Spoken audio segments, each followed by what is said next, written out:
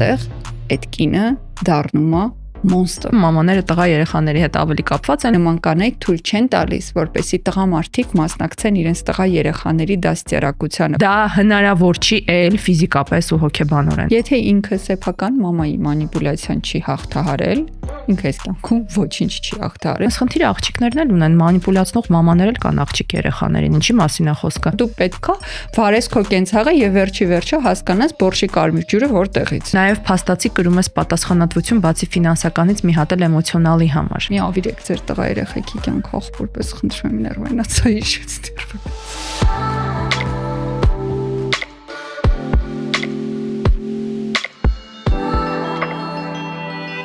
Ողջույն սիրելի այլ կարծիքասերներ, մեր ֆանտաստիկ, գեղեցիկ, փոքրիկ, բայց փառահեղ համայնք։ Մենք հասել ենք այսօր տաղավար, որը արդեն լավ է հաշվի առնելով ինչ էր կատարվում ճանապարհներին։ Եթե հաղորդման ընթացքում նկատեք, որ ես բարկացած եմ, չանձնավորեք, որովհետև ես շատ բարդ եմ հասել այսօր տաղավար, բայց մենք այդ չենք քննարկելու։ Նելին այսօր էլի հետս է, ինքը կասի ինչի մասին ենք խոսելու, իսկ մինչ այդ ուզում եմ մեծագույն շնորհակալություն հայտնել բոլոր այն մարդկանց, ովքեր չեն զլանում 1-2 բարի խոսք են գրում մեկնաբանություններում, այդպիսով ոգևորելով մեզ շարունակել այս ամենը եւ Երևանի փառահեղ խցանումների միջով այնուամենայնիվ հասնել տաղավար, անկախ նրանից ուրախ ենք, տխուր ենք, լավ ամես, վատ ամես, առողջ ենք, վատ առողջ ենք եւ նկարել այս կոնտենտը հույսով, որ մեկ ավել հոգու կլինենք օգտակար։ Շնորհակալ ենք անչափ անսահման մեր գործընկերոջը Էվոկաբանկին, ով իր աջակցությամբ կրկին ոգևորում է մեզ եւ օգնում է հավատալ եւ վերահաստատել ինքներս մեր այն միտքը, որ ամեն դեպքում ինչ որ օգտակար բան ենք անում, իսկ եթե դուք այս ամեն ինչը լսում եք ու այդ վերոնշյալ ոչ մի բանին չեք մասնակցել մինչև հիմա, այսինքն չեք բաժանորդագրվել, մի երկու լավ խոսք չեք գրել, դաժե Patreon չեք դարձել, մի որոշ մի բանով խնդրում եմ օգնեք, լավ կլինի բոլորը միասին, որովհետև դա ձեր կարմային լինում է պլյուս 174 աչոք։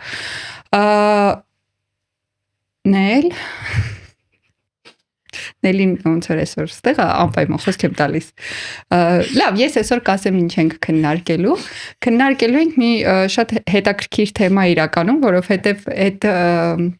պահանջը, հայցը, խնդրանքը մեր հայրիկներ եւ դուստրեր, պապայի եւ աղջկա, հոր եւ աղջկա հարաբերությունների թեման քննարկելուց հետո շատ ենք ստացել քննարկել մամաների եւ տղա զավակների հարաբերությունները եւ մենք որոշեցինք մի փոքր էլ խորացնել եւ քննարկել այդ մի քիչ ավելի խորքային պատճառները այդ սեպարացված չլինելու հետևանքները այդ ամեն ինչի արդի մարտահրավերները երիտասարդների կյանքում մի խոսքով սինочки, корзиночки в студию Նելին ստեղ է Բարև ձեզ Իրականում ինձ թվում է շատ կարևոր թեմա ենք ընտրել։ Այո, շատ ակտուալ, շատ ակտուալ, որովհետև կարծում եմ շատ աղջիկների մոտ շատ ցավացող թեմա է։ Որովհետև ես շատ եմ նկատում, ինձ թվում է դու էլ ինձ հետ կհամաձայնվես, մեր հասարակության մեջ մի քիչ շատ կտրուկ տարբերություն կա։ Աղջիկների ու տղաների ինքնուրույնության տեսանկյունից։ Հասարակություն չգիտեմ, համենայն դեպս ես մեծացել եմ այդ պայմաններում եւ միջավայրում, որտեղ հստակ երևացել է տղա երեխայի հանդեպ հիպերհոգատարության ու իմ հանդեպ ուղակի միջին վիճակագրական շարքային հոգատարության տարբերությունը, բայց այդ մասին կասեմ ընթացքում։ Բայց կա տենց բան, գիտես, ու ես ճիշտն ասած, օքեյ, հոգեբանական տեսանկյունից ինչ որ բացատրություններ հնարավոր է բերել, անverջ խոսել էդիպյան կոմպլեքսից եւ այլն, որ այո, մամաները տղա երեխաների հետ ավելի կապված են, բայց այս շատ իրական չոր ընդհանրացված կլիշեացված մոտեցում է ենթադրում եմ, բայց կա, իրականում կա, որովհետեւ ես տենց շատ ակնհայտ տարբերություն մեր ընտանիքում չեմ զգացել, բայց ամեն դեպքում հա, այդ տարբերությունը ես էլ եմ զգացել։ Գիտես ինչն է հետաքրքիր, որ ընկերուհիս նախքան բալիկ ունենալը մենք միշտ այս թեմաները քննարկել ենք ու տենց ունեցավ մի հրաշալի տղա ծավակ։ Ու կղզին կոչվեց աղթամար։ Ու խոսքը գնում է մարդու մասին, ով ունի ծայրահեղ վերլուծական մտածողություն, էմոցիոնալ անվանելն այդ մարդուն դժվար է, շատ ռացիոնալ, շատ հողակցված, հողայնացված ամեն ինչ տեղներ մինչև ունեցավ տղա։ Նու հիմա էլ է փորձում, բայց ինքը հստակ բացատրում է, որ այդ պահից սկսած ինչ որ մի բան փչանում է, ինչ որ մի բան գնում է ոչ այնպես բիոքիմիական process-ներում կնոջ ու այդ սերը արուզավակը աղջիկ չունի, չգիտենք որ աղջիկ ունենա ինչ կլինի, որ կամ երբ, բայց այս պահին իմ ընկերուհին այդ ապրող ապացույցն է նրա, որ էական չի դու ինչպիսի մարդ ես, դու ունենում ես տղա, ինչ որ մի բան փոխվում է process-ներում։ Ես մասնակից չեմ, ոչ բիոլոգ եմ, ոչ քիմիկ եմ, ոչ հոգեբան եմ, ոչ հոգեթերապևտ եմ, մարքեթինգի տեսանկյունից կարող եմ շատ վատ է դա։ Շարունակի։ Ու ինձ թվում է մենք մեր անցած էպիզոդում քննարկում էինք, որ տղաները ավելի դժվար են սեպարացվում։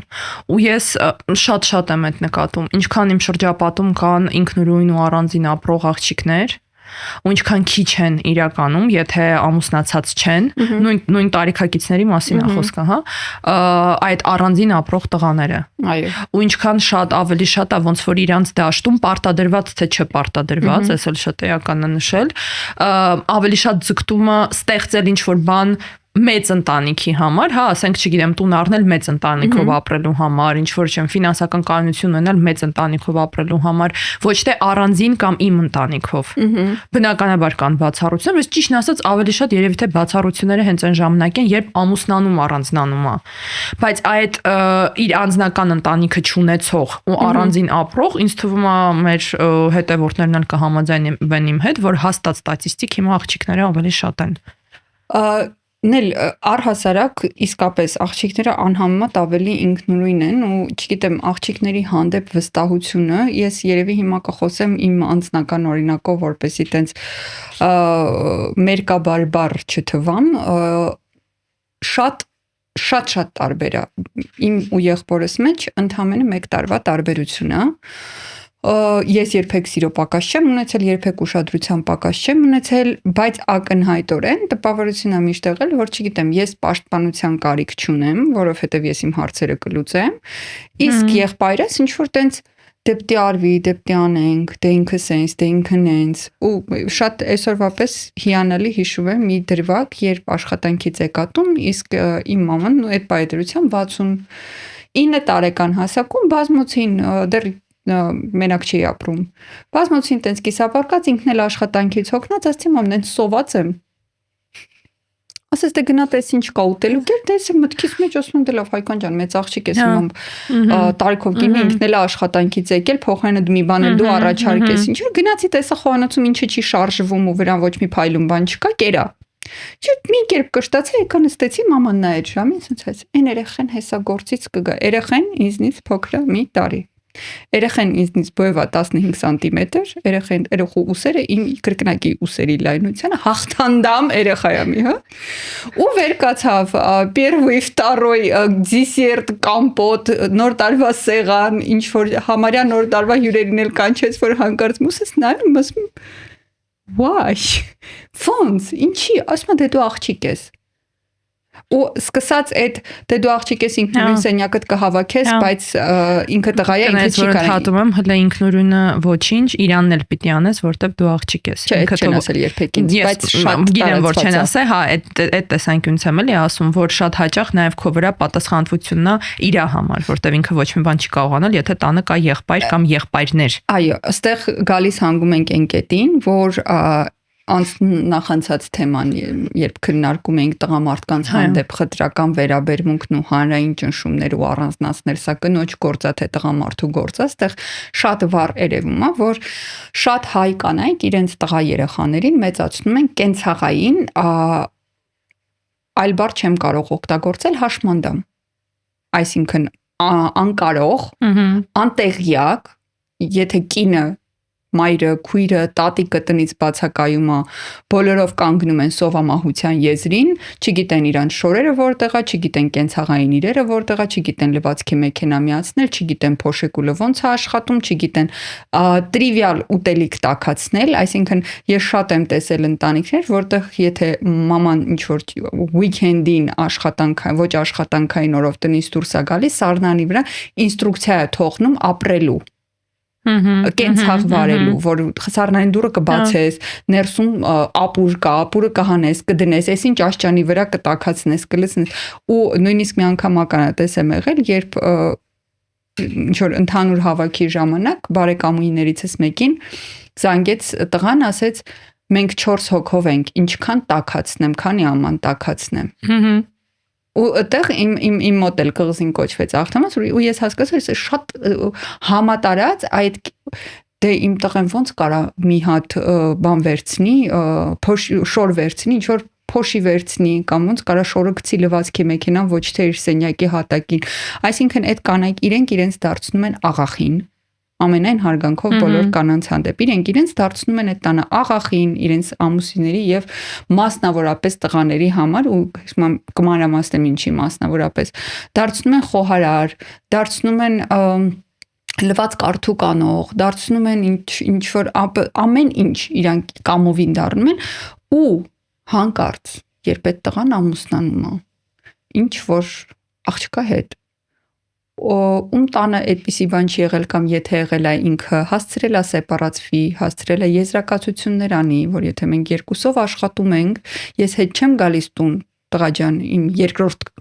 շիֆտ աշխատանքին, այլ մենք երկուսով հոգում ենք մեր կենցաղը, այդտեղ այդ կինը դառնում է մոնստր, որովհետև ոնց կարա ես անեի, խիպտի ես անեմ, խիպտի իմ տղեն, այսքան ես պահել փայփայել եմ իմ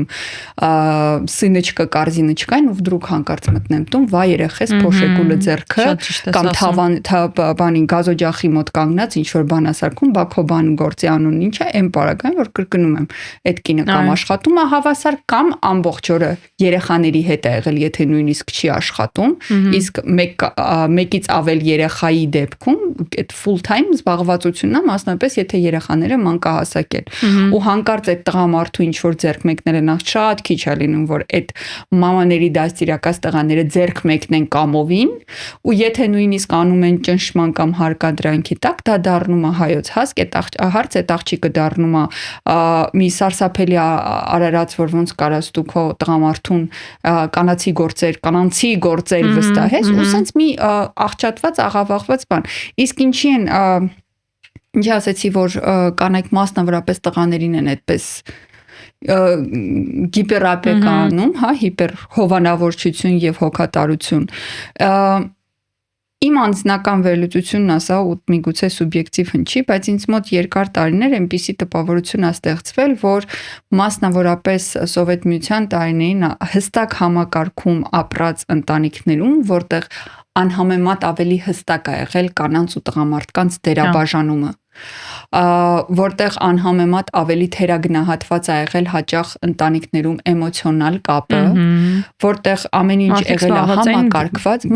գոյատևմամբ, որովհետև մտնում էր այդ համակարգի ինչ որ շղթայի մեջ ու դու գծով պիտի գնայր, հա, հստակ ժամով գծված, եկատուն սեղանին սա պիտի լինի, առավոտը նախաճաշին սա պիտի լինի, տարին մի անգամ էլ Սոչի սանատորիա ոնց որ ասում են, պիժամա в полоску։ Ու այդ համատեքստում այդ նման համակարգային ընտանիքներ կազմած կանայք տպավորություն է, որ անում են հնարավոր ամեն ինչ, որպեսզի հանկարծ իրենց տղա զավակները չլինեն այդքան ավելի քիչ էմոցիոնալ, ոնց որ օրինակ իրենց այդ համակարգում աշխատած ամուսին հաշվի չառնելով, որ ժամանակներն են 180 աստիճանով փոխվել, հաշվի չառնելով, որ դրանք տարբեր մարդիկ են ու շատ հաճախ նման կանայք թույլ չեն տալիս, որպեսզի տղամարդիկ մասնակցեն իրենց տղա երեխաների դաստիարակությանը, որովհետև Աստված մի արածցե հանկարծ այդ ընթացքում այդ տղան տղամարդ դառնա ու այդ պորտալերը կտրվի, որովհետև այսպես աքսիոմի նման այդ տղաներին ունենում են, որ հետո իրանց պահեն։ Նու առհասարակ սա միայն տղաներին չի վերաբերում, ավաղ Հայաստանում ծնելիության շարժառիթների երևի 70%-ը հետո պահող ունենանք, մենակ չմնանք, նա, այսինքն այդ երեխան ապրիորի ծնված պահից ունի պարտականություն հետագայում հոգ տանելու, ու շատ քիչ մարդիկ են երեխա ունենում, որովհետև ունեն այդ երեխայի հետ կիսելու կյանքի փորձ, գիտելիք եւ առհասարակ ուզում են հասարակությանը պիտանի երջանիկ մարդ մեծացնեն ու իրենք էլ ենքան ինքնաբավ են, որ իրենք իրենց ծերության մասին հոգացել են ու երեխայի հոգատարությունը լինելու է հաճելի բոնուս, ոչ թե պարտադրանք։ Գիտես, ինձ թվում է մեր բոլոր հետևորդները տեսած կլինեն, հիմա տենց բան է պատտվում, ռիլա պատտվում, որ մեր օրերի բաժանությունների քանակը այսքան մեծ է, որովհետև տղամարդիկ ուզում են ապրեն նենց ոնց իրենց հայրերն էին ապրում, իսկ կանայք չեն ուզում ապրեն նենց ոնց իրենց մայրերն են ապրել։ Ու ես շատ կուզեմ իրականում այս միտքը դառնա հասանելի, որովհետև մեզ կան տղաներ, որ հետևում են, չի աշխատելու։ Ժամանակակից կնոջ հետ այն մոտեցումները, որ ես կարող եմ շարունակեմ կենցաղին ոչ մի ձև չմասնակցեմ, մնամ չսեպարացված, որովհետև հիմա շատ աղջիկներ այդ այն եթե top 5 ինչ որ պահանջներ, հա, ճակերտավոր ներկայացնենք, սեպարացվածությունը հաստատ ուզանալու են, որովհետև իրանք են սեպարացված։ Ու այդ աղջիկը այո, արդեն տղամարդու չափ աշխատում է ֆիզիկապես կամ ֆինանսապես միգուցե ավել, հա, եթե մի հատ էլ կենցաղային հարցը ավելացնենք, հաստատ չի աշխատելու այդ ակնկալիքը ու չի ուզենալու այդ աղջիկը, որ իր հետ հարաբերությունների մեջ մտնի ինչ-որ մեկը, ում համար ինքը պիտի լինի մամա։ Այո, որովհետև դա հավելացեղ ոչ ֆեմինիզմի մեջ է հարցը, ոչ կապրիզի մեջ է հարցը, ոչ նրա մեջ է, որ չգիտեմ, տղամարդկանց ճնշելու կարիք կա, դա հնարավոր չի էլ ֆիզիկապես ու հոգեբանորեն։ Հետծնդաբերական դեպրեսիաները, բըրնաութը, այս ամեն ինչը կանանց մոտ ամենամեծ տոկոսով գալիս է նրանից, որ իրանք տանը գնում են տուն ու անցնում են երկրորդ դրույք աշխատանքին։ Ու դա բացի ֆիզիկապեսից է դժվար, դա էմոցիոնալ է շատ դժվար։ Ընկալել, որ դու մենակ ես, այդքան միայնակ ես, հա, քո հարաբերությունների ներսում քո տանը, ու որ քո տունը դա ինչ որ տեղ է, որտեղ դու անցնում ես, ոչ թե գնում ես հանգստի այ քո պարտասխանատվությունների մյուս մասին, ու որ նստած են մարդիկ ամուսինդ երեխաները, կիսուր կեսրարդ միգուցե, հա։ Այո։ Ովքեր քեզնից ունեն ինչ-որ ակնկալիքներ, դա ահա որ սպառում է։ Իհարկե։ Ու այս մոտեցումը ուզեք չուզեք, սիրելի տղաներ, ժամանակակից իրողությունների մեջ պետքա լինելու վերանայել։ Այստեղ բացարձակ հարցը նրանում չի, որ պետքա դնել կշեռքի նժարի վրա, ով ինչ ավելանում, ով մի բաժակ ավել դրեց միտեղ, ով մի բաժակ պակաս դրեց, բայց կենցաղի մեջ պետքա լինելու ներգրավել միանշանակ։ Ինչպես նաև շատ քիչ աղջիկներ են ու գիտես, այս նաև շատ ասոցացվում է պահանջների ավելացման հետ, որ տենց չգիտեմ ինչ պահանջներ ունի այդ աղջիկը, հա, չի մտնում դրության մեջ, չի հասկանում, չգիտեմ ինչեր, հա, բայց ժամանակակից կյանքը իրոք իրանից բացարձակ չի ենթադրում, որ կենցաղ կիսելը ամուսնու ընտանիքի հետ, որովհետև ամուսինը չի կարողանում սեպարացվի, հեշտ հաճելի կամ ոչ այդքան դժվար բան է։ Անկասկած աղջիկներ կան, ովքեր մեծ, ես ինքս գիտեմ, շատ ընկերուհիներ ունեմ, ովքեր ասում են շատ երջանիկ եմ ամուսնուս ընտանիքի հետ ապրելու, որովհետև ինձ օգնում են։ Օրինակ, հա, երեխա կա եւ այլն, միանշանակ կան ընտանիքներ, որտեղ աշխատում է, մեծամասամբ աղջիկները չեն ուզենալու։ Նել, մի հատ ստեղ փոքր դիսկլեյմեր անեմ, որ տենց ինչ որ հանկարծ չընկալվի, որպես ոնց որ դու նշեցիր, քննադատություն առային, որ վայ չդեմոնիզացնենք ընտանիքի հետ ապրելը ամուսնու ծնողների, որովհետև իսկապես կան մարդիկ, ում դա շատ դուր է գալիս, ովքեր միգուցե իրանք էլ են մեծ ընտանիքում, միգուցե իրանք էլ նախքան ամուսնանալը սեպարացված չեն եղել ու շատ սովոր են ու իրենց շատ հոգեհարազատ է այդ միջավայրը, շատ երջանիկ ապրում են եւ դա բացարձակ օքեյ է, քանի բոլորը այդ համակարգում երջանիկ են ու քանի բոլորը շատ կոնգրուենտ, համահունչ իրար հետ համակեցություն են վարում։ Նախապես պայմանավորվել են, այսինքն քեզ փաստի առաջ չեն կանգնացրել։ Այո։ Կամ նենց չի եղել, որ քեզ ինչ որ ուրիշ բան խոսք տված լինեն, ու հետո սկսվի այդ պատմությունները, դե բայց գոնե մի տարի ապրենք, դե բայց մաման լավ չի, որովհետև էս էլ շատ հաճախ, որովհետև մաման հիմնականում մանիպուլացնում է ու լավ չի լինում տենց դեպքերում, որովհետև էս էլ շատ հաճախ մեծ ներքին կրիզիսի հարցը աղջիկների մոտ, որ օքեյ, ես այս մարդուն սիրում եմ, մենք ոնց որ արդեն գնում ենք դեպի ամուսնություն, հարսանիքի օրը որոշած է, ու մեկ էլ ինչ որ գալիս արդեն տուն տեղափոխվելու տուն ընտրելու հարցը ու զգում եմ, որ այս հարցը ձգձգվում է։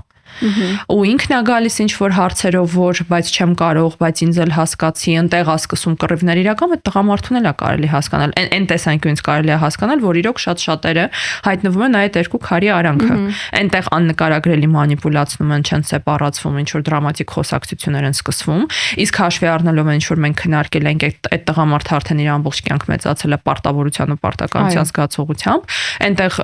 չեն ուզում, ասեմ ավելին, եթե լինենք իրար հետ բոլորս անկեղծ տղամարդկանց մեծ մասը իրանց մնար այդ մեղավորության զգացողությունը չունենային, կսեպարացվեին ու առանձին կապրեին։ Ես շատ քիչ գիտեմ դեպքեր, երբ որ դա իրոք արժե համակարգային սեփական ցանկությունն է։ Ընտանիքի հետ։ Հա, մեծ ընտանիքով ապրելու։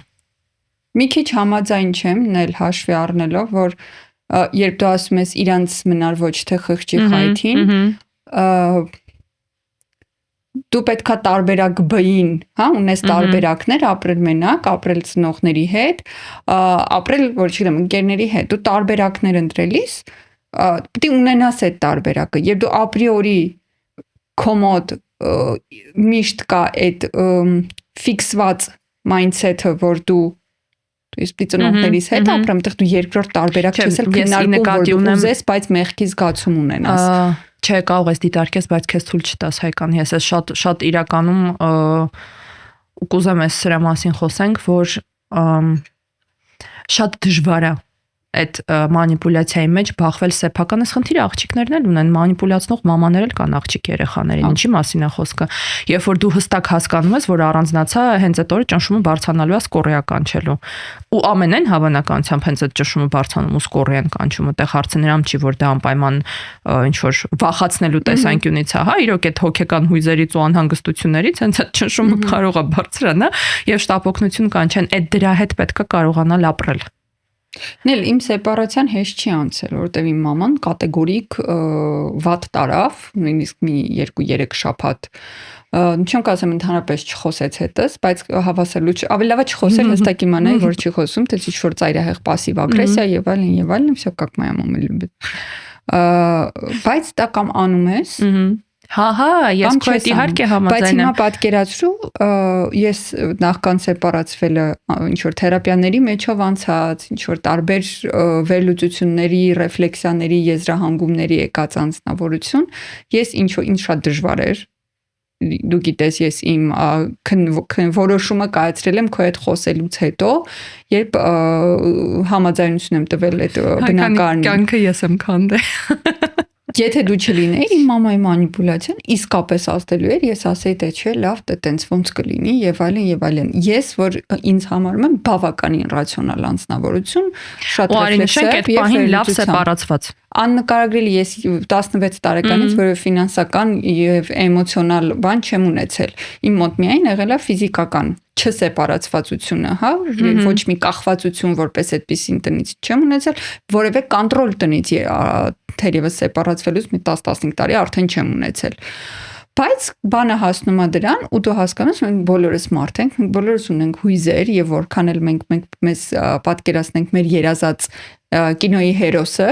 այդ հույզերը տեղի են տալիս, որովհետեւ ամեն դեպքում դիմացը ծնողա, մայրդ է, ում դու սիրում ես, դու ինչ որ դեստրուկտիվ ընտանիքի մասին չի խոսքը, հա, որ դու թողնես ու փախնես այդ դժոխքից։ Նորմալ ընտանիքը դու ուղղակի ուզում ես հասել է կյանքիդ այդ փուլը մի բան էլ անցել է կյանքիդ այդ փուլը, որ դու պետքա վարես քո կենցաղը եւ վերջի հասկանաս բորշի կարմիր ջուրը որտեղից։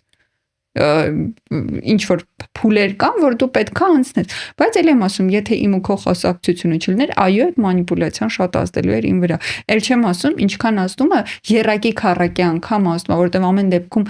աղջիկները ինչ են ասում, որ մեզ պահողը դու ես։ Աղջիկները ի սկզբանե այդ մեսիջով չեն մեծանում, այդ տղաները մեծանում են ու երբ գալիս է տղայի այդ փուլն անցնելը իր մոտ հստակ գալիս է մի հատ էլ այդ մեսիջը իթիվս այն ամենի ինչ ես թվարկեցի այդ էմոցիաներ մեկը մյուսը 10-րդը գալիս է նաև այդ մեզ պահողը դու ես ու այդ դավաճանելու, լքելու, անշնորհակալ լինելու զգացողությունը հարյուրապատկում է այն ամեն ինչը ինչ կարես կա աղջիկը սեպարացվելիս դրա համար այդ process-ը տղաների սեպարացման ինքը սենց համեմված է անհամեմատ ավելի շատ խնդիրներով, մանիպուլյացիաներով, պարտադրանքներով են հնչում դու դավաճանում ես մեզ, դու մեզ չես սիրում, դու թողում ես գնում ես, գնացիր գտար դրան, մեզ մոռացար։ Հետո սկսում են այդ ընտանիքի մեջ անընդհատ խառնվել, հետո ամեն անգամ երբ հանկարծ եթե նույնիսկ սեպարացվելուց հետո այդ տղան գնում է ծնողներին հյուր մի հիանալի բագաժով ինֆորմացիայի եւ տարատեսակ ներարկումների ուղեղային հետ է գալիս, սկսում են կոնֆլիկտներ, կլասիկը ժանրը, ոչ մի բան, այսինքն չեմ կարծում որևէ մեկին այս էպիզոդը դիտողներից, այս սցենարներից ինչ որ մեկը խորտ կլինի, ոչ թե որ իրենք են եղել, այլ հաստատ շրջապատում գետ մեկ ընտանիք այս սցենարով ունեն իրենք։ Դրա համար այդ մամաների գիպերապեկան սատկացնում է տղաների դեպի տղամարդ անցումը, որովհետև քանի տղան։ Այնքան համաձայն եմ, հաստատ բանակը չի, որ տղան բացարձակ բանակը չի, տղան կարա բանակում լինի, տղան կարա պատերազմով անցնի, կյանքի բոլոր դժվարությունները տեսնի, եթե ինքը սեփական մամայի մանիպուլյացիան չի հաղթահարել, ինքը այս կյանքում ոչինչ չի հաղթահարել ու ես թույլ կտամ ինձ sense համարձակ հայտարարություն անել, որովհետև տղայի ու տղամարդու այդ անցումը լինում է այն պահին, երբ դու գնում ես քո գլուխը պահելու։ Հա, սկսած քո լվացքից, միգուցե դու այդ նասկիներդ չդնես տաշտի մեջ պրտես, դու կլինինգ կանչես քոտնը, բայց դու հասկանաս ոնց կարելի է դա համակարգել, որովհետև դու ամեն դեպքում կլինինգ ես կանչում են ժամանակ, երբ հասկանում ես ես սրատակից դուրս չեմ գալու, որ կեղտոտ է։ ամենակիչը է, որ հասկանում ես, որ կեղտոտ է։ Երբ դու հասկանում ես, որ կեղտոտ է ու դու հասկանում ես, որ ես սրատակից մենակով դուրս չեմ գալու, երբ կյանքումդ հայտնվում է մեկը, դու առնվազն գիտես ժամանակի ու ռեսուրսի քանակը, որ այդ մարդը, եթե որոշում է ինքը շարունակի անել, ինչքան է ծախսում, դա ավելի գնահատելի է դառնում այդ մարդու կողմից, քան այն, ինչ ինքը միշտ լռելիային, այսինքն by default ունեցել է իր տանը, որովհետև ինքը չի պատկերացրել ու ոնց են շորերը լվացվում, ոնց են իրանք հարթուկում, ոնց են գույներով դասավորվում, ոնց են այդ գուլպաները դարակում սիրուն հայտնվում, ինչի իրանց տանը փոշոտ չի, ինքը խաբար չի եղել, որ Եվանի կեղտո օդը աղտոտվածա տունը փոշոտվում է, ոչ մի բանից ինքը խաբար չի եղել ու վդրուկ ինչ որ կինը պրետենզիաներ է ներկայացնում, բախես նասկիները թափել։ Բա ինչի ամբողջ կյանք ճիշտ ես ասում, ու ամբողջ կյանք սովոր ա եղել նրան, որ դա ինքն իրան տեղի ունեցող բան է։ Մի հատ էլ գալիս այդ մակրությունը շատ պահանջում են, որտեվ ինքը ինչ որ մտելատուն ամեն ինչը հավաքած կամ իր հետևից հավաքած, ամեն ինչը պատրաստ, իսկ հետո մեկ էլ պարզվում է, որ փաստորեն դրա համար ինչ որ բան է պետք անել ինքնուրույն։ Եմ տուն, ես շատ կուզեմ կիսվել ես կյանքի իմ դրվագով, շատ ծանր աշխատանքային շրջան է իմ մոտ հիմա ու տենց burnout-ից 5 եմ պակաս։ Ես գիտեմ այդ coping-ի ամեն ինչը ոնց եմ այդ ամեն ինչը հարցերը լուծելու, գնացել եմ տուն, աննկարագրելի կեղտոտատունս, աննկարագրելի, որ մահճակալի վրա այսքան տեղ եմ բացում, որ պարկեմ իրա վրա գնեմ, հաջորդ առավոտ ճողոպրեմ աշխատանքի էլի։ Ու ես պատկերացնում, ասում օքեյ, հիմա փաստացի, եթե օրինակ պայմանական իմ կյանքում լիներ ինչ-որ մեկը, ով այս տանն է ապրում, անկախ իրան էր տեղ պետք բացել, անկախ կարգավիճակից է, ինչ կդնենք անունը, ով է, Կուզյանա, ամուսինա, Սիրեկանա, ինչա։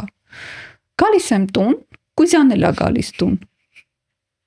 Ու սենց ես ու Կուզյան նստում ենք, Կուզյան սկսում է իմ վրա մունատ կա, բախի տունը հավաքը, ես հասկացա, կարող է բան անեմ, քրեական հոդվածով գնամ։ Որովհետև այդ համատեքստում, եթե մի հատ էլ ես պետքա գամ տուն ու անցնեմ իմ երկրորդ շիֆտ աշխատանքին, հերիք չի իմ մեսը այդ թափածն ու կեղտոտածը իմ հետևից հավաքեմ, այդ թափրտածը լավ սենց ասեմ։ Մի հատ էլ իրանը, բարև ձեզ, ողջույն, ես Հայկանն եմ և ես պատրաստ եմ շատված բաների, եթե իմ կյանքում տենց բան լինի։ Բայց արի մի հատ ամեն դեպքում քննարկենք նաև ինչից է այդ խնդիրը առաջանում։ Որովհետև ինքը ես կարծում եմ, որ արդեն մեր սերունդը իրանց երեխաների հետ այդ չի անում ու այդ ակնկալիքները չունի ու չի փաթաթում տղա երեխաների վրա, հա, այդ ինձ պիտի մեծանա, պահի, երբեք չպիտի առանձնանա, երբեք չպիտի բաժանվի ինձնից։ Մեր սերունդը ասել եմ նկատես միլենիալները, հա, համաձայն չեմ կատեգորիկ, մեր բաբլում գտնվող մեր սերունդը տարիքի մարդ գիտես, ով էլի շարունակում է փաթաթել։ Միանշանակ, մենք մեր փուչիկում ենք ապրում։ Դե կարող է։ Այն ինչ կատարվում է միջնակարգ պետական դպրոցներում, թողնում ենք մի կողմ,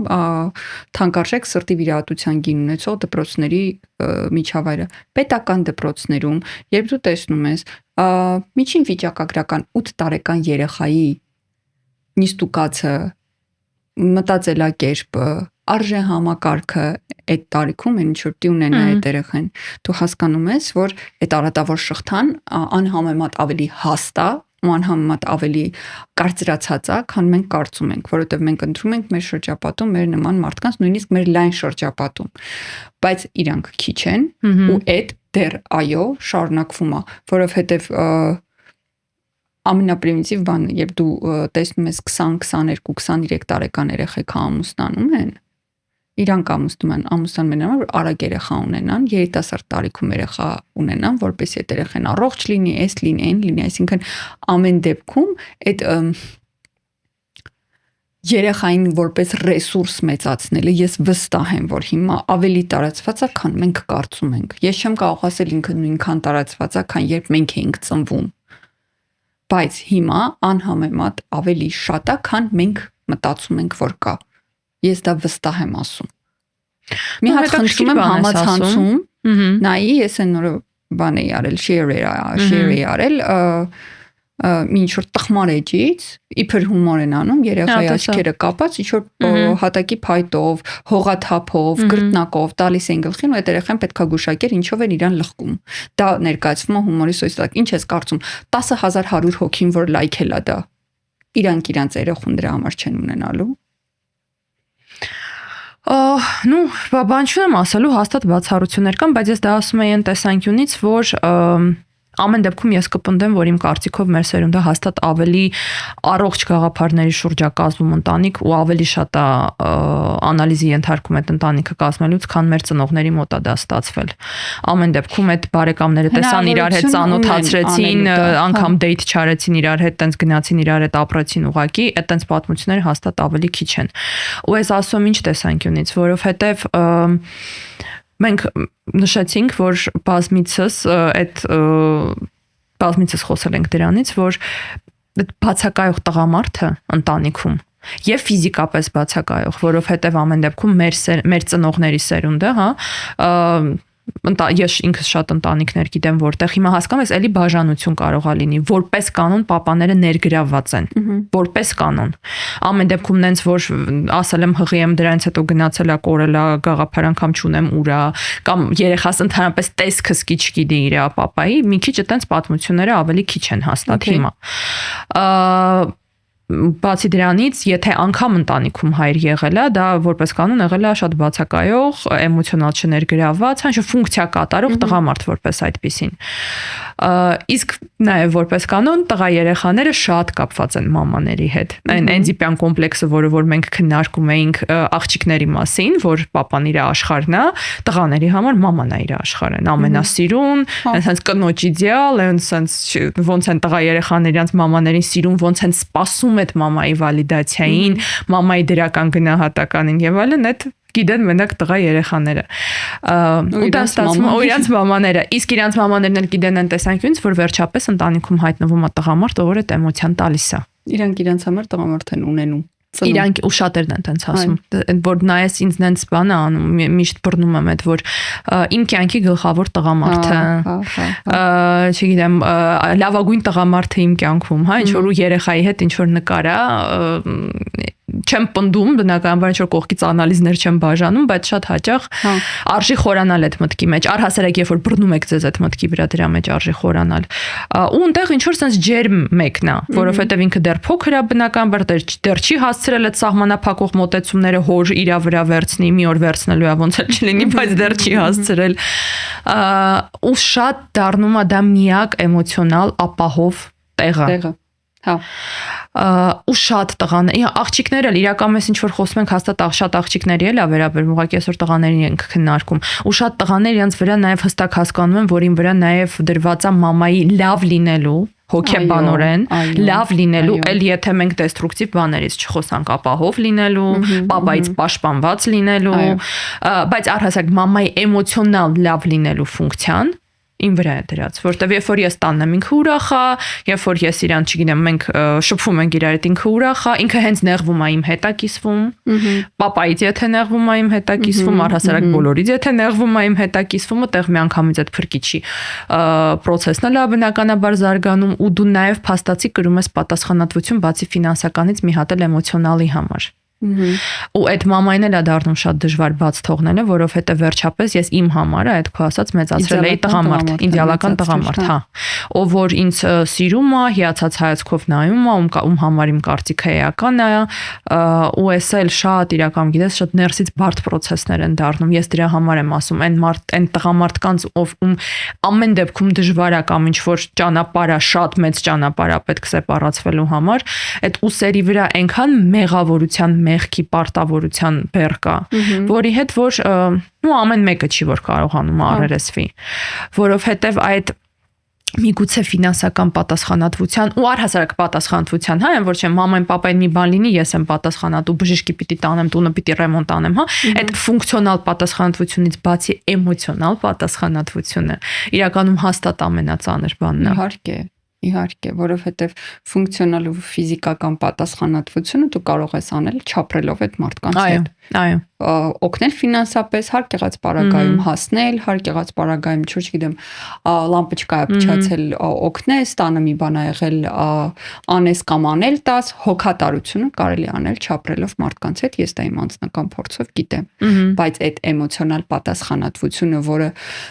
բացի այն, որ ի սկզբանե դրված է, մի հատ էլ ավելացնում են եւ բարդացնում են եւ ուռճացնում են եւ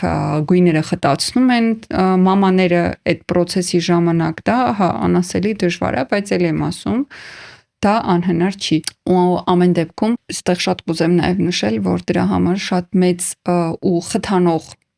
երևույթ է եւ օգնող հանգամանք է տղամարդու բացարձակ ֆինանսական ինքնուրույնությունն ու կայունությունը, տենց ընտանիքներում շատ հաճախ պատժում են նաև հենց ռեսուրսը ձեռքից վերցնելով։ Իհարկե։ Այն որ չգիտեմ առանձնանաս կամ այսինչ աղջկա հետ ամուսնանաս, բիզնեսը ձեռքիցդ կվերցնենք, մեքենան ձեռքիցդ կվերցնենք, միանշանակ։ Բացի դու այդ ինչ որ տենց վճարնակ ընտանիքների մասին ես խոսում, այն ընտանիքներում, որտեղ ֆինանսական խնդիր կա ու բոլորը տենց ինչ որ ծայրը ծայրին հասցնելով ապրում են, որովհետև այդ բիզնեսում եղած մարդը պայմանական կարա գնա միտեղ աշխատի։ Մենք ունենք Հայաստանում ընտանիքներ, Հայկան ինքը չգիտի այդ աշխատելու ձևը։ Իր համար շատ վախենալու է։ Ես էս կոնկրետ օրինակներ եմ բերում, էլի, ես գիտեմ հարաբերություններ, որոնք քանդվել են հենց այն նրա համար, առանց ողջունելու բնականաբար այդ մոտեցումը, այդ մարդը աչքերը բացել է ու ապրել է այն իրականության մեջ, որ ինքն էլ է աշխատում, օքեյ, հա, տուն չունի, մեքենա, ամեն ինչը պապայինն է։ Ինքն էլ է աշխատում, հա, բայց ինքը ինչ որ կյանքի որակի է սովոր, իրան ասում են ուզում ես այդ աղջկա հետ ապրես վեկած գնա, վարձով եւ այլն, ինքը շատ ուրիշ հոգե կառուցվածք է, էլի պետք ունենալ քեզ քանդել նորից հավաքելու համար այդ նոր կյանքի համար։ Այստեղ ուզում եմ անպայման մեջ բերել, որ վարձով ապրելու փոխարեն միշտ կարելի է հիպոթեկով բնակարան ձեռք բերել Էվոկաբանկի հիպոթեկային վարկով, որը տրամադրվում է 2-ից մինչև 80 միլիոն դրամի սահմաններում 60-ից մինչև 240 ամիս ժամկետով եւ սկսած 13.2%-ից եւ վստահեցնում եմ վարձով ապրելու փոխարեն կարելի է ունենալ անձնական բնակարան ու մասնապես այս բան կառուցապատման ոլորտն այնքան ակտիվ ֆազայում ու փուլում է գտնվում, որ եթե ամեն դեպքում դուք գտակցես այս մեր խոսակցությունների մեջ մինչ հիմա եւ կշարունակեք գտնել հաջորդի, որտեղ էլի ենք դեպքեր քննարկելու, հեշտ ուղիներ հարցերը լուծելու ամեն դեպքում չկան, որքան էլ որ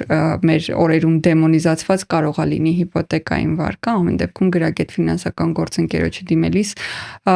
կստանաք թե հստակ ինֆորմացիա թափանցիկ, թե խորհրդատվություն եւ թե ամեն դեպքում կունենաք ու կկարողանաք անել այն ներդրումը, որը հետագայում ձեզ կտա հստակ կայունություն եւ օգնություն չլինելու մանիպուլացված եւ ուղիներ կառուցելու սեփական կյանքը, որը միգուցե կտարբերվի ձեր սովորած կյանքից, բայց կլինի ձերը, ոչ թե ուրիշին, այնպես որ հիպոթեկը միայն տան մասին չի ու տունը միայն անշարժ գույքի մասին չի, տունը դա կայունություն եւ ինչ ասեմ, ազատություն է, բացարձակ ազատություն։ Շատ համամիտ եմ։ Ու իրական շատ աղջիկների պրետենզիան հենց էսա։ Իհարկե։ Այդ քո ասած ես այդ ճանապարհը կարողացա անցնեմ, ես կարողացա պինդ լինեմ, դիմակայեմ, սեպարացվեմ, իմ տունը ունենամ, այդ տունը պահեմ։ Հա։ Ինձ դու չէ։ Արժի խորանալ, սիրելի տղաներ, ամեն դեպքում, որովհետև այստեղ նաև բան են շատ հաճախ նման կանանց բան մերկանտիլ նյութապաշտ են անվանում։ Ու այստեղ ուզում եմ շատ հստակեցնեմ, հա, եթե դուք ու սա շատ կարող կոպիտ հնչի, but I couldn't care less։ Եթե դուք ապրում եք ձեր ծնողների հետ ամենայն հարգանքով ձեր որոշման հանդեպ, սիրելի տղաներ, եթե դուք վաստակում եք X գումար, որով կարողանում եք բավարարել ձեր X պահանջները, ու դուք հանկարծ հավանում եք ինչ որ աղջկա, ով վաստակում է 10X գումար, իր սեփական ուժերով կառուցել է իր կյանքը, օգտագործումը օծանելիք, որը ձեր այս պահին դուք ինքներդ ձեզ թույլ տալ չեք կարող, ու եթե այդ աղջիկը ամեն դեպքում մերժում է ձեզ ինչ-ինչ հանգամանքներից ելնելով, չի կարելի այդ աղջկան պիտակավորել։ Ընդհանրապես, նախ ոչ մեկին չի կարելի պիտակավորել, սկսենք այդտեղից, բայց հետո դնել եւ չարախոսել այդ աղջիկների մասին, որ իրան մենակ փողն էր հետաքրքրում, որ փողը, որը դուք չունեիք, անցնենք առաջ։ Ու առավել եւս եթե դու ասում ես, որ մեր սերնդում էլ այդ ամեն ինչը հանդիպում է։ Ես քանի որ մեզ բնականաբար մեր տարիքի մարդիկ են հետևում, այս խնդիրը սկսվում է ծնողից միշտ։ Ու նրանից, որ ծնողը իր կյանքը չի կարողանում կամ չի թույլ տալիս իրան կառուցել նենց, որ տենց չլինի։ Այո։ Եթե մեր ծնողներին մի քիչ դժվար էր լինելու ամեն դեպքում այդ կյանքը կառուցել նենց, որ այդքան իրանց երեխաներից կախված չլինեն, ելնելով նրանից, որ ֆինանսական, իրոք շատ մարդիկ միգուցե շատ լավ ապահովված ապրում են, այդ ծնողն էլ հոյակապ կյանք ուներ մինչև 90-ականները, օրինակ, եւ այլն։ Ապա մեր սերնդի աղջիկներին, արդեն ովքեր մեզ նայում են ու ովքեր ունեն տղա երեխաներ կամ պլանավորում են երեխա ունենալ, օգնեք ձեր երեխաներին ուղղակի լինել երջանիկ։ Այդ երեխաները թե աղջիկ, թե տղա երեխաները հետո գալիս են հոգեբանի սենյակում նստում են ու չեն imանում ձեր փաթաթած մեղավորության զգացողության հետ ինչ անեն ու ոնց ապրեն։ Խոսում է հոգեբանի սենյակում նստած մարդը։ Այդ մեղավորության զգացողությունը ինքը տանելու է իր հետ իր հարաբերություններ, տանելու է իր հետ իր տղամարդկության հետ, տղամարդ լինելու հետ խնդիրների մեջ, նրա հետ, որ ինքը որտեղ է իր տղամարդ լինելը ավելի, հա, անել են ինչ որ մամաները ասում, որ մամային մենակ չթողի, թե առանձնանալու մեջ ու դա ահա որ մեծ ներքին կրիզիս է առաջացնելու։ Դա առաջացնելու է ներքին շատ մեծ խնդիր, ինքը չի թույլ տալու իրան ընտրի այն մարդուն, ում ինքը ուզում է, այլ ինքը մեծամասամբ ընտրելու է այն մարդուն, որ համապատասխանելու է ձեզ եւ այլն եւ այլն։ Ես կարծում եմ, որ առհասարակ երևի թե ծնող լինելու ու ծնողավարման լավագույն կոնցեպտն է, որ դա այն սերն է, որը ի սկզբանե պիտի իրանից ենթադրի, որ դու պատրաստվում ես այդ մարդուն բաց թողնելուն։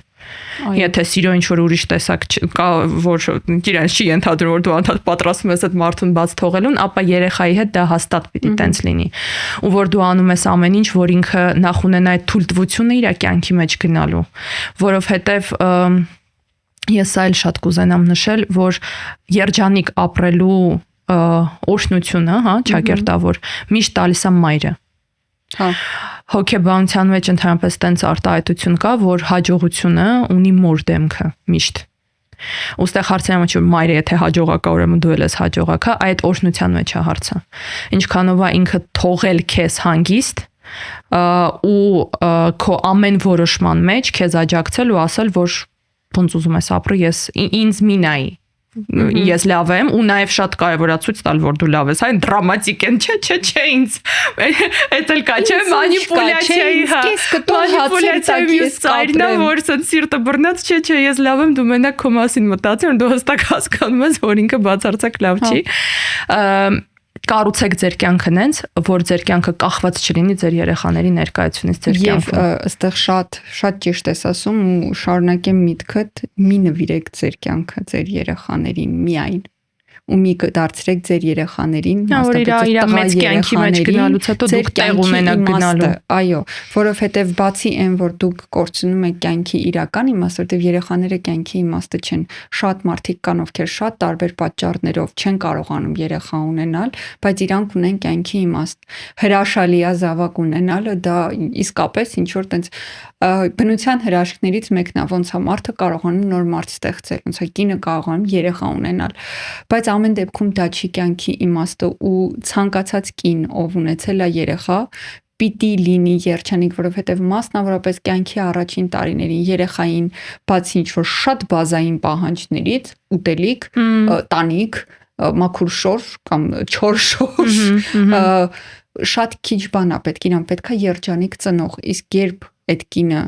անձնազոհաբար ու մասնավորապես հայ մայրերի անձնազոհությունը այդ չափ ու սահման չունի, դա թույլատրելի, բոլոր նորմերն ու սահմաններն անցնում է, կանայք մոռանում են, որ իրանք մարդ են, որ իրանք կին են, որ իրանք պիտի լինեն երջանիկ, որ իրանք պետքա լինեն սիրված առաջին հերթին իրենց կողմից, որ այդ ընտանիքում առնվազն կարևոր են հայրն ու մայրը, նոր գալիս են երեխաներ, որտեղ այդ երեխեքը մի օր գնալու են, թողեք գնան ընենց, որ ուզեն հետ գան։ Այդ շատ մի բան կարող եմ ավելացնեմ ասածիդ, նաև ծառայեք օրինակ ձեր տղա երեխայի համար ոնց է լինում երջանիկ կինը։ Իհարկե։ Էլի ահա որ մեծ խնդիր է, երբ որ տղա երեխան, ում դե տղա երեխաների մասին ենք խոսում, բայց կարելի է ընդհանրացնել, մեծանում է դժբախտ կնոջ օրինակի հետ, ում մոտ սկսում է ասոցացվի ընտանեկան կյանքը այդ դժբախտության հետ,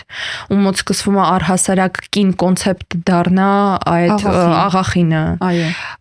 ով այնքան թույլ չեք տալիս մենակ շնչի, մենակ իր կյանքը ապրի, որ հետո իր կնոջ ու ընտանիքի մեջ մանա գալու մամայի շարունակությունը։ Այո։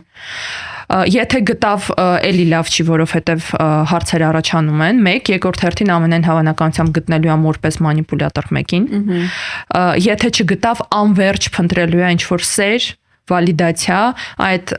բանը, որ նա իմ մամա բանը, նա ինչ սիրուն նկար եմ նկարել, հա, всё, կամ նա ինչ սամալյոտիկ եմ նկարել ու որ պիտի ինչ-որ sense բոլորը sense ծապտան, հասունքին ամենայն հավանականությամբ տենց չի անելու, էլի ինչ-որ բնականաբար աջակցությունը լավ է, բայց այդ մայրական սեր մանգալը կնոջ մեջ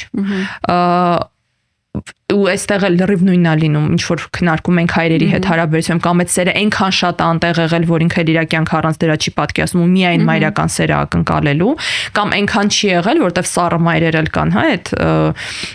նարցիստիկ մամաները հատկապես, որ հաջողություն կունենաս, քեզ կգովամ, հաջողություն չես ունենա, չեմ գովա, հələ տեսնենք քեզնից ինչա մեծանում, նորից դրա կհասկանանք, ես քեզ սիրում եմ, թե չեմ սիրում։ Ու էդ էլ նենց ասեցին վախեցա չի, շատ համոզիչ է։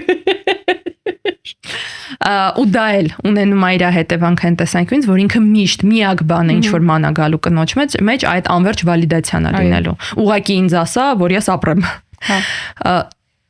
Ոչ մի լավ բան այդ ձեր ակնկալիքներով ու ձեր ակնկալիքները ձեր երեխաների վրա փաթաթելով դուք իրենց չեք տալիս իրանց հետագա կյանքի համար։ Սովորեցրեք ձեզ արդեն այսօրվանից կառուցել են առանձին կյանքը, որը որ չի լինելու հոգս ձեր երեխաների համար։ Ու ընդհանրապես այդ տոքսիկ կոնցեպտը երեխա ունենալ, որ մենակ չմնամ, մեծ ընտանիքով ապրենք, բա ինչի համար այս նախադասությունները, բա ինչի համար եմ այսքան պահ մեծացրել, որ պիտի թորներից հետ չապրեմ, ինչի համար եմ այսքան պահ մեծացրել, որ չվայելեմ, ինչ-որ ասած ռոմանտիկ նախադասությունները սիրելի հարգելիներ, իրոք երեխա ունենալու ամենաառողջ հոգեբանական տեսանկյունից կոնցեպտը այն է, որ ես հանդիպել եմ մարդու, ում հետ ուզում ստեղծել մեր շարունակությունը։ Վստահ եմ, որ այդ երեխային ունեն փոխանցելու բաներ, տալու բաներ, կիսելու, ուզում եմ պատասխանատվության աշճանը հասկանում եմ ու պատրաստ եմ բաց թողնեմ։ Ու որ այն տարիները, որոնք որ 18 տարին, թոլինի 20, թոլինի 25 էս արդեն թող ամեն մեկը իր համար որոշի, բայց այն տարիները, երբ ես եմ պատասխանատուն իր համար, հա, կոպիտ ասած, ես ծախսում եմ ոչ թե նրա վրա, որ իր վրա հնարավորինս ամեն տարի փաթաթեմ այդ պարտականության զգացողությունը, ավանդ չի, էլի, որ տոկոս կա վրան։ Սովորեցնում եմ, պատրաստում եմ այդ մենակ կյանքին։ Երջանիկ լինի։ Ամեն ինչ անում եմ նրա համար, որ երբ որ այդ բաց թողելու պահը եկավ, ինքը ունենա այդ գործիքակազմը ու հենարանը իմ օրհնության տեսանկյունից, որովհետև էլի այն երեխաները, ովքեր այդ աջակցությունն ու օրհնությունը, հա, ծնողի կողմից չունեն ստացած գնալ երջանիկ կյանքի մեջ ու ապրել այնց ոնց իրանք ուզում են, հոգեբանի սենյակում էլի շատ բան են պատմում։ Այո։ Ու ես վերջերս էլի ընկերուս բալիկի օրինակով բերեմ, շատ տարի ու կես հասակում ներգրաված է ընտանեկան կենցաղային գործերին, այսինքն չգիտեմ, ինչ որ բաներ լվացքի մեքենայի մեջ դնել, ինչ որ բաներ լվացքի մեքենայից տանել, գնամ մամային օգնեմ, ոչ միայն ինչ որ ծանր բաները դու կտանես, որովհետև տղայս էլ չէ, հիմա լվացքի մեքենան ենք լցնում կամ աման լվացող մեքենան ենք դատարկում, դու կհանես, կտաս, ես կդնեմ ինչ որ որպեսզի մարդը իմանա, որ ինքը այդ տան անդամը լինելով հանդերձ կիսում է բոլոր պարտականությունները, դա կլինի խանութ գնալը, թե դա կլինի աման լվացող մեքենայի մեջ շարելը կամ դատարկելը, սեփական շորերը, լվացքի մեքենայի մեջ ցույց մակասել հայկան իր շորերի դարձով, լվացքի մեքենայի դարձով, բայց պետք չի մարդկանց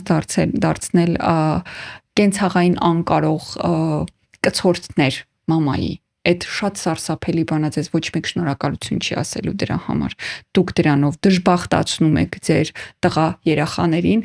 ու նաև եթե զուգահեռ ունեք աղջիկ երեխա ու վրա դրել եք այդ պարտականությունը, նաև աղջիկ երեխաներին, որտեղ դա էլ մի լրիվ առանձին տրավմաների սերիա է սկսում աղջիկ երեխաների մոտ, որ իրան մեծացնում եք որպես կատարող աղախին ու ինքը գնում ընտրում է նման մեկին, ով իրեն ամբողջ կյանքում վերաբերում է որպես աղախին։ Այս վերջերս այտենց բան կար, չէ՞։ Երկու ինչ-որ թերհաս անձնավորություն նստած էին մի հատ տաղավարում ու ասում էին դե որ կինը իրան չի հետևում, ես չգիտեմ այդ հաղորդավարն ինչ-որ այտենց խնդիր ունեն ենթադրում եմ, ինչ-որ տարօրինակ կիսատ մնացած բաներ են բերում իրանց տաղավար կամ իրանք իրանց կիսատ մնացածի նման են։ Բան վերջերս երկու կիսատը նստած ինչ-որ այտենց կինը որ իրան չի հետևում, իրան դավաճանում են։ Սենց դեպքում Հիտլերին եմ հիշում։ Բայց անցնենք առաջ, ինչի համար ես ասեցի, որ առանձնացրեք ձեզ այդ ժամանակը ձեզ խնամելու ոչ թե որ ձեզ հանկարծ չլքեն կամ ձեզ չդավաճանեն, որովհետև եկեք ընդունենք, որ Ջենիֆեր Անիստոնին դավաճանեցին, Շակիրային դավաճանեցին, Անջելինա Ջոլիին դավաճանեցին, Պրինցեսա Դիանային դավաճանեցին, դավաճանեցին նենց մեկի հետ ում նկարը կարելի է խփել լուցկուտուփերի վրա, որ երեխեք հանկարծ մոտիկ չգնան։ Էդ էլ հաշվի առնենք խնամքի տեսանկյունից, հա, որովհետև Կամիլան տենց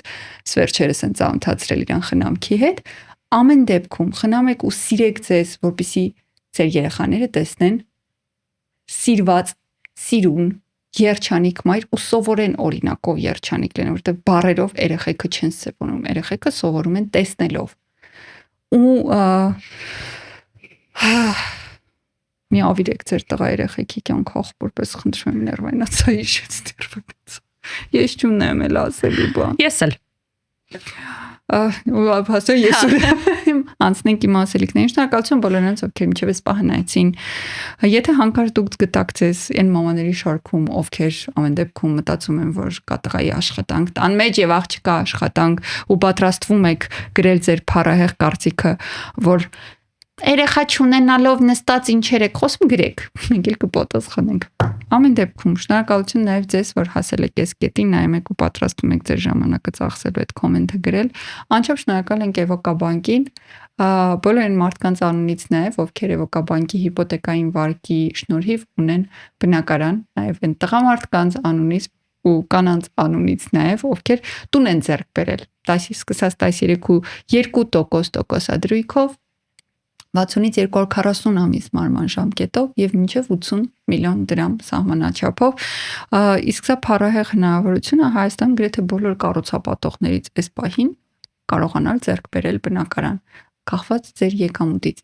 Իսկ այ եկամուտի մասով